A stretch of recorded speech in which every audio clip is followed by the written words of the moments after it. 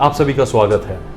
Recently हम लोगों ने डिस्कस किया था यूके और इंडिया के बीच में काफ़ी पैक्ट साइन हुए थे और इन दोनों देशों ने अपने रिलेशनशिप को नेक्स्ट लेवल पर ले जाने की बात कही थी, यानी एक ऐसे लेवल पे जो कभी नहीं हुआ।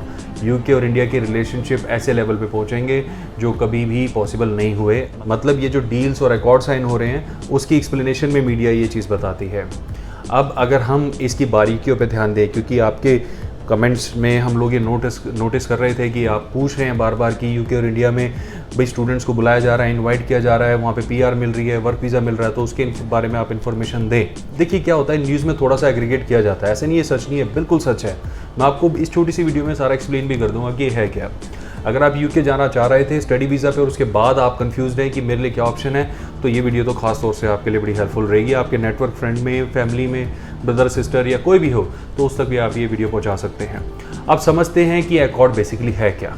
अकॉर्ड में बहुत सारी चीज़ें साइन होती हैं, इंपोर्ट एक्सपोर्ट ट्रेड जिसे कहते हैं, ई कमर्स, सिक्योरिटी पैक्ट कि हमारे भगोड़े आपके देश में आ जाए तो आप पकड़ें, आपके भगोड़े हमारे देश में आ जाएंगे तो हम पकड़ेंगे, राइट। इस काइंड ऑफ ये जो होते हैं, आप अपनी ज़मीन टेररिज्म के लिए यूज़ नहीं करने देंगे और आप अपनी ज़मीन नहीं यूज़ करने देंगे, आप अपना पैसा नहीं जाने देंगे टेररिस्ट के हाथों, आप अपना पैसा नहीं, मतलब इस टाइप के, मतलब सिंपल सी बात है, तू मेरा फेवर कर मैं तेरा फेवर करूँ, सिंपल सी बात है, राइट। अब इसमें इमिग्रेशन टूरिज्म वाले पॉइंट्स भी थे। यहाँ पे यूके की बहुत स्ट्रॉन्ग कंप्लेंट थी कि भाई आपके लाखों हज़ारों इमिग्रेंट यहाँ पे इलीगली रह रहे हैं, इंडियन नेशनल्स, आप उनको प्लीज़ वापस ले लीजिए, ठीक है। इंडिया ने भी कंप्लेंट रेज करी कि आप हमारे स्टूडेंट से लाखों करोड़ों की हर साल इतने हज़ारों स्टूडेंट से फीस चार्ज करते हैं, उसके बावजूद भी आप उनको पक्की नौकरी क्यों नहीं दे रहे हैं। दोनों के वैलिड आर्ग्यूमेंट है, इलीगल रहना भी वैलिड पॉइंट है, वहाँ पे इलीगल नहीं रह सकते आप और आपको वापस आना होगा, और अगर आप इतनी महंगी फ़ीस वहाँ पे कर रहे हैं तो आपकी ड्यूटी बनती है उन स्टूडेंट्स को जॉब दिलाने की। दोनों पॉइंट बहुत ही वैलिड थे।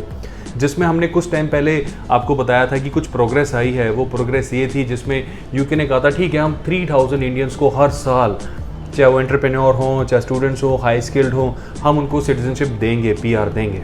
ये उन्होंने अनाउंस किया, ये एक वेलकम स्टेप था। दूसरा उन्होंने स्टेप अनाउंस किया कि आप अगर वहाँ पे स्टूडेंट वीज़ा पे जाते हैं और आपको कंफर्म जॉब नहीं मिल पाती है तो 2 साल के लिए हम आपको एक्सटेंशन देंगे। अब ये सर्विस तो पहले भी थी, इसमें थोड़े से ट्विस्ट हैं। एक्सटेंशन तो पहले भी मिलता था, बट उसके लिए आपको इमिग्रेशन ऑफिस में जाना होता था, लाइन में लगना पड़ता था या अपॉइंटमेंट लेनी पड़ती थी, थोड़ा सा उसमें हैसल था, राइट। और अप्रूवल रेट भी काफ़ी कम होता था उसमें। तो as per the latest news, ये पहली बात तो ये प्रोसेस को आसान कर दिया गया है, ये ई वीज़ा की फॉर्म में आ जाएगा और आपको कहीं पर ऑफिस में जाने की जरूरत नहीं है, इसे आप ऑनलाइन भी अप्लाई कर पाएंगे। पहली चीज़ तो ये।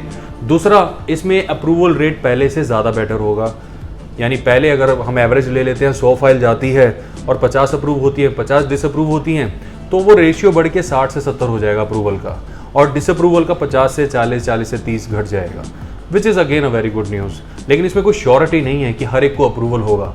अब क्वेश्चन ये आता है कि अप्रूवल किन लोगों को होगा। अप्रूवल आने के सबसे ज़्यादा चांसेस उन स्टूडेंट्स के रहेंगे जो बहुत अच्छी यूनिवर्सिटीज़ में पढ़ाई कर रहे हैं, जो रिकग्नाइज्ड हैं, जिनका काफ़ी अच्छा स्टेटस है और उनके खुद के स्कोर और क्रेडेंशियल्स काफ़ी अच्छे हैं, बहुत इंप्रेसिव हैं, तो उनको एक्सटेंशन मिलना तो ऑलमोस्ट तय है, अगर उनको कोई स्पॉन्सर्ड एम्प्लॉयमेंट नहीं मिलती है तो।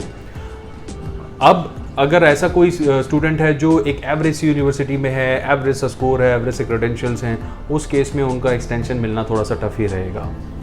और अगर स्पॉन्सर्ड एम्प्लॉयमेंट उनको मिल जाती है फिर तो कोई दिक्कत नहीं, लेकिन अगर कोई स्पॉन्सर्ड एम्प्लॉयमेंट नहीं मिलती है तो उस सिनारियो में उनका अप्रूवल आना थोड़ा सा टफ ही रहेगा।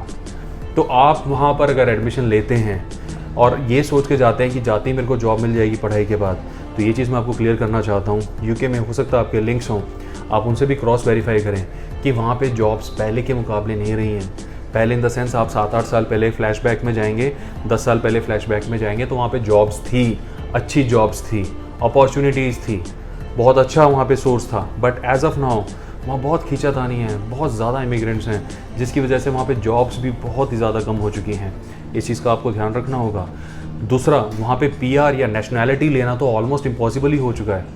तो अगर आप ये सोच के जा रहे हैं कि कुछ सालों में वहाँ पर मैं सिटीज़न बन जाऊँगा, जैसे कि पोर्चुगल है, कनाडा है या पोलैंड है, तो ऐसा सिनारियो नहीं रह गया वहाँ पे। वहाँ की पीआर या सिटीजनशिप इज़ एक्सट्रीमली डिफ़िकल्ट, और पोस्ट ब्रेक्सिट तो वहाँ पे ड्रास्टिक चेंज आए इमिग्रेशन ऑफिस में।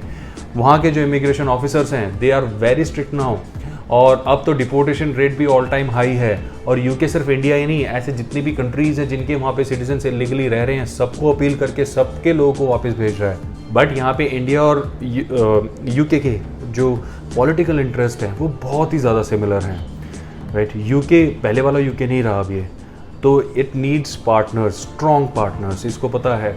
और वो भी ऐसे पार्टनर्स जो डेमोक्रेसी में, फ्रीडम में बिलीव करते हों, जहाँ पे प्रॉपर इलेक्शन हो और प्रॉपर फ्रीडम ऑफ मूवमेंट हो, रिलीजियस फ्रीडम भी हो, कल्चरल फ्रीडम भी हो।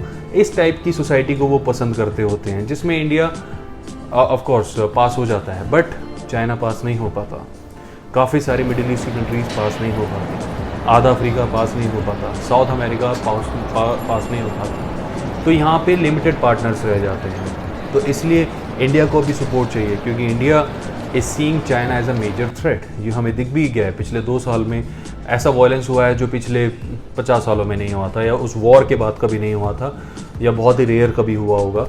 तो ऐसा वायलेंस हमें देखने को मिला चाइना के साथ इंडिया का।